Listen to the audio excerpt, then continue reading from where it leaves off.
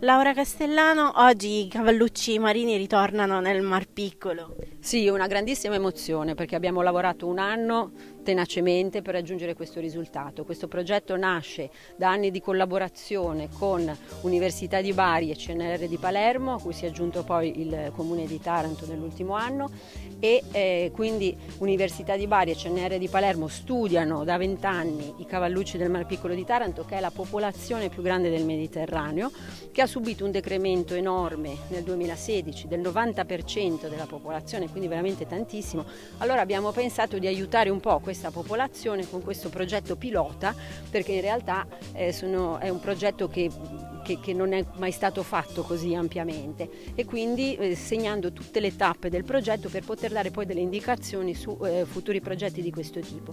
Quindi abbiamo preso degli animali a Taranto l'anno scorso, una decina di coppie, li abbiamo portati a Genova, si sono riprodotti, abbiamo messo a punto un protocollo di riproduzione per cui adesso sappiamo esattamente tutte le tappe per avere questi piccolini, che oggi finalmente con enorme soddisfazione e gioia rimetteremo in mare. Come avverrà la rimessa in mare? Abbiamo delle scatoline di plexiglass che abbiamo disegnato apposta per questi animali e noi trasferiremo, noi abbiamo portato da Genova col nostro furgone questi animali con tutti diciamo, gli accorgimenti che servono per un trasporto di animali, dall'ossigeno al controllo della temperatura, dei parametri, la luce, tutto quanto, e sono arrivati qua ieri sera, li abbiamo monitorati, adesso li stiamo acclimatando. Cosa vuol dire? Vuol dire che stiamo prendendo l'acqua del mare di cui abbiamo preso i parametri, abbiamo controllato i nostri parametri che sono più o meno simili, perché abbiamo lavorato per arrivare ad avere dei parametri simili per non stressare gli animali, perché gli animali, se tu li prendi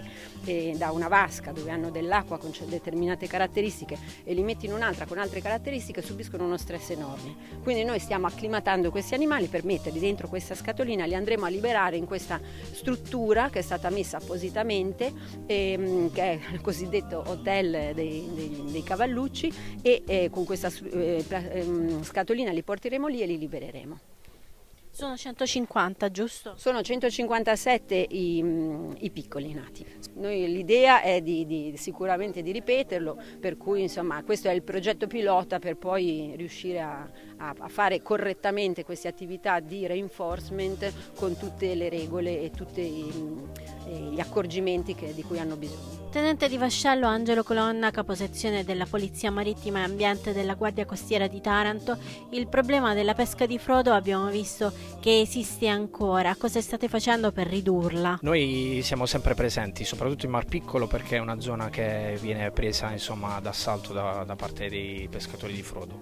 Quindi diciamo il fenomeno sicuramente si è ridotto grazie anche all'intervento delle varie istituzioni, però questo non deve portarci a mollare la presa, quindi saremo sempre presenti, soprattutto dopo questa importante iniziativa dal punto di vista scientifico.